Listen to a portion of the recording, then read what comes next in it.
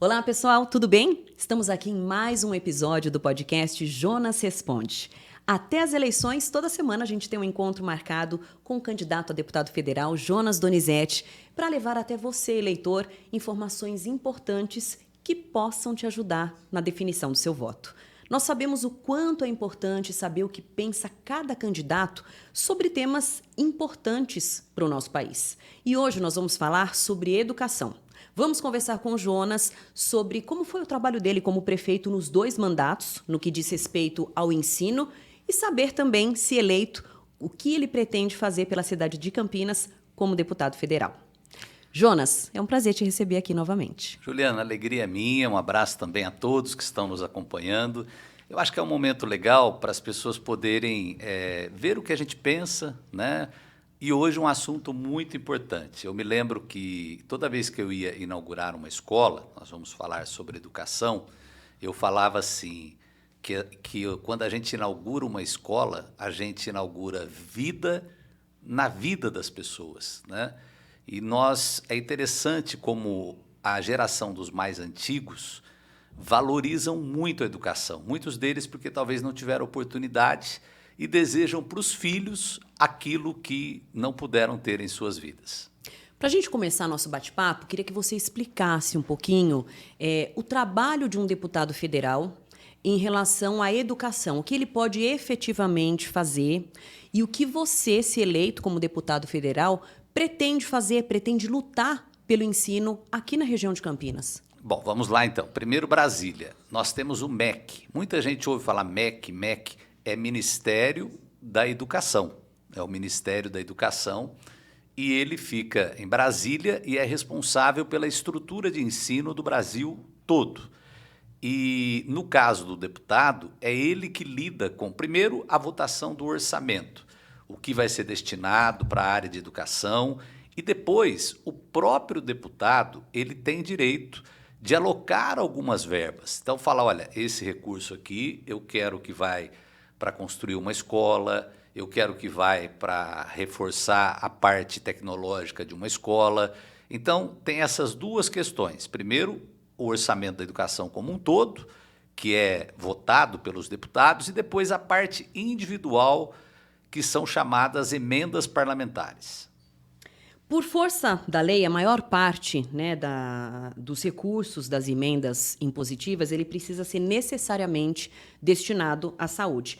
É possível, com apenas parte do valor reservado para todas as outras áreas, obter avanços importantes na educação de uma região tão populosa como é a região metropolitana de Campinas? Sem dúvida, Juliana. Eu quero aproveitar e explicar o que é uma emenda impositiva.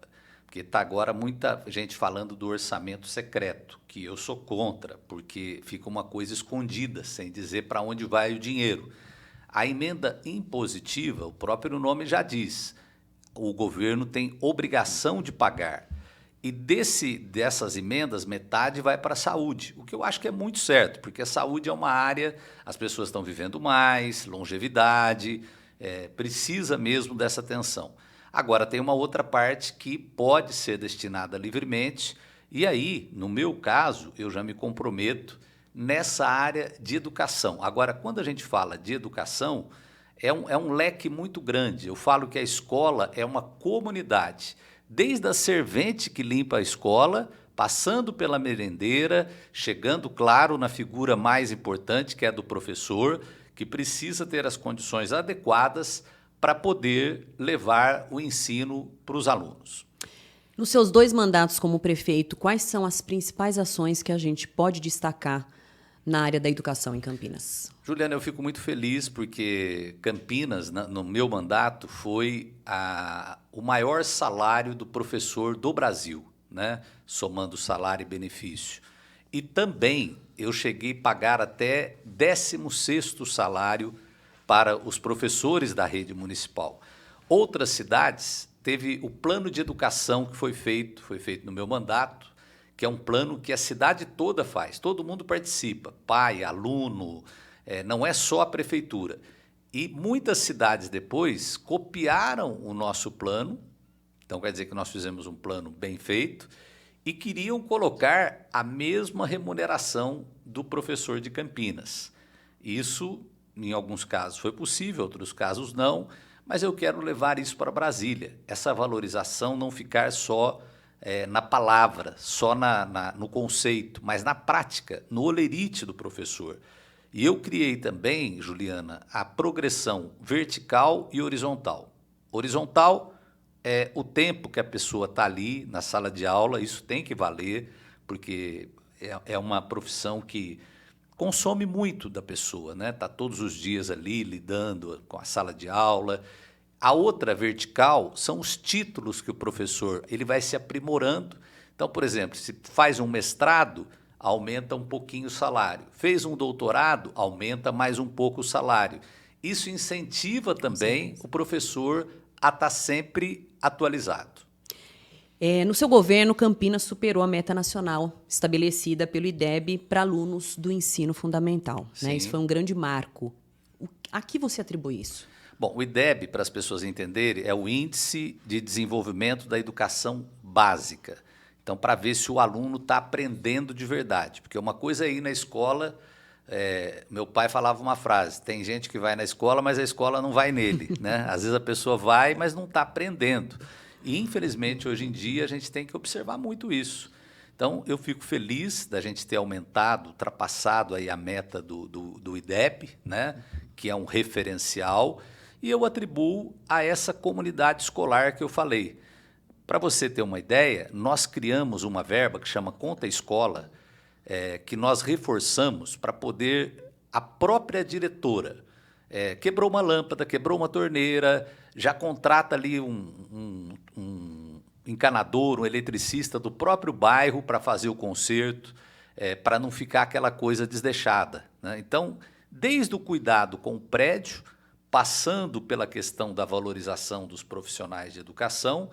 E uma outra coisa também que nós fizemos, Juliana, que para mim é motivo de muita satisfação, é valorizar a educação inclusiva. Nós temos até uma professora de Campinas que ganhou um prêmio internacional, que ela faz um trabalho com surdos. E cerca de 90% das crianças com deficiência estudam na nossa rede. Então, eu também defendo o apoio à inclusão escolar. Outro projeto importante nós fizemos em parceria com a Unicamp, porque muita gente não sabe, mas as crianças com deficiência motora, elas eram dispensadas da educação física. Mas o que acontecia? A criança ficava ali na cadeira de rodas, vendo o amiguinho brincar. E ela é uma criança. Aquilo dentro dela, ela fica triste. Sim. Então, nós fizemos brincadeiras, exercícios, que as crianças com dificuldade de mobilidade podiam também participar. E a coisa bonita foi que os amiguinhos ajudavam muito. Então, é uma coisa que a gente vai educando para a vida, ensinando a pessoa a ter respeito, ensinando que tem pessoas diferentes que ela, desde criança, que merece respeito, exatamente. Então, eu acho que o nosso legado para a educação foram essas coisas e talvez o mais importante, que eu zerei a fila de crianças de 3 a 5 anos em creche. Ou seja, nós fizemos vagas para todas as crianças nessa faixa de idade.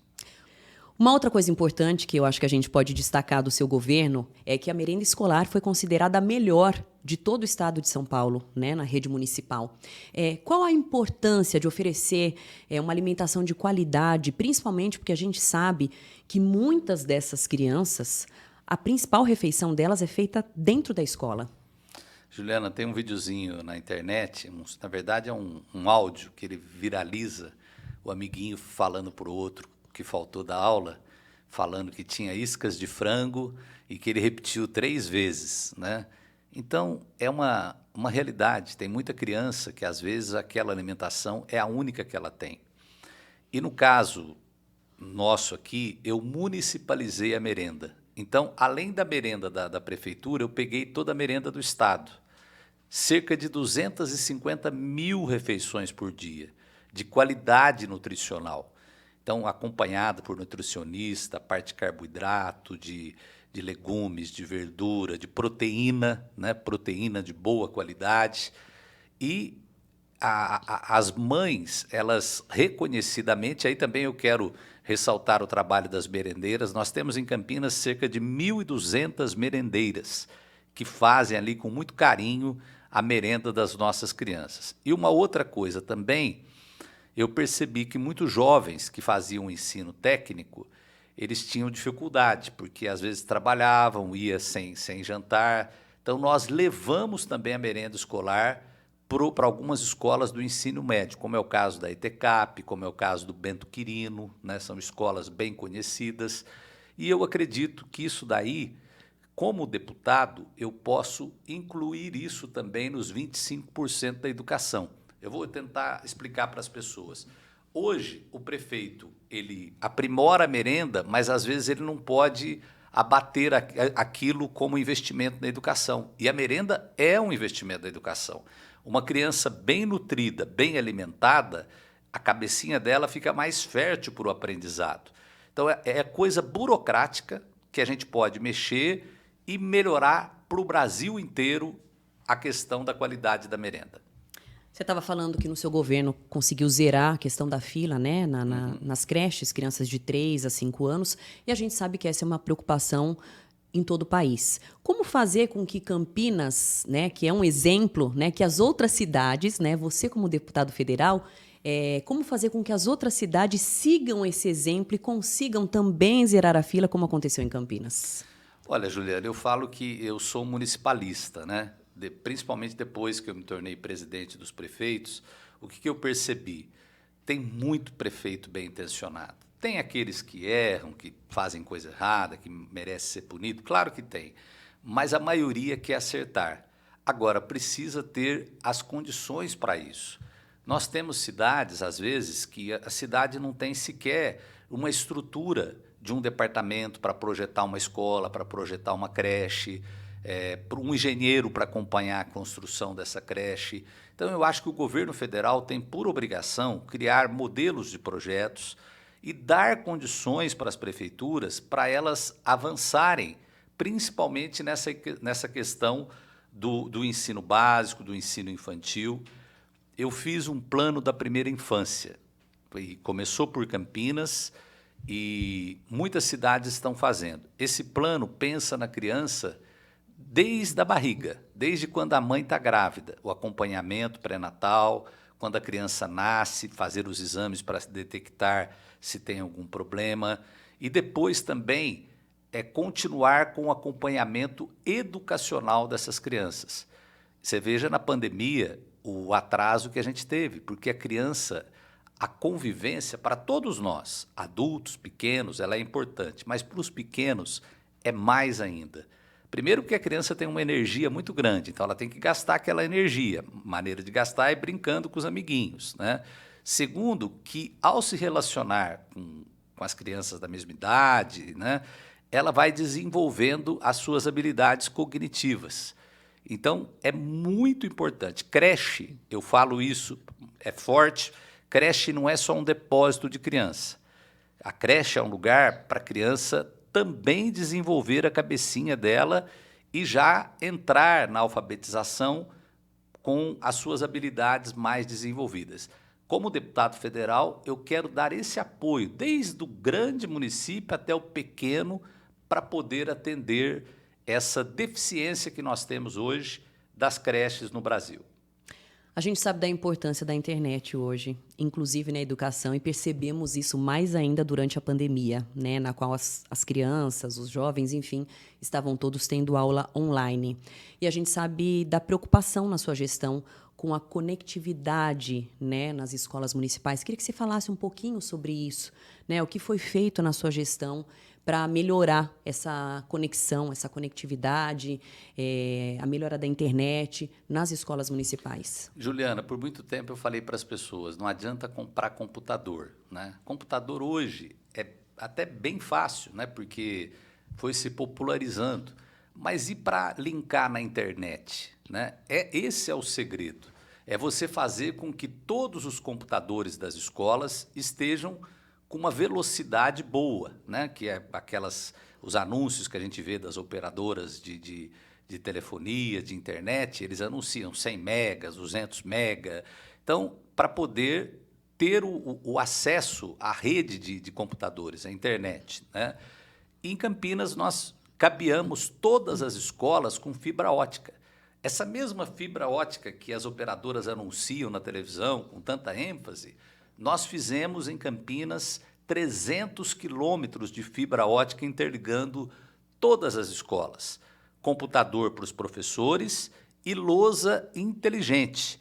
Não é só simplesmente uma transparência, uma projeção, é um equipamento, vou até falar a marca aqui, da Ericsson, que ele funciona como uma lousa interativa. Tanto a professora pode captar coisas da internet, como ela pode também escrever, destacar alguma coisa na lousa, porque isso é necessário.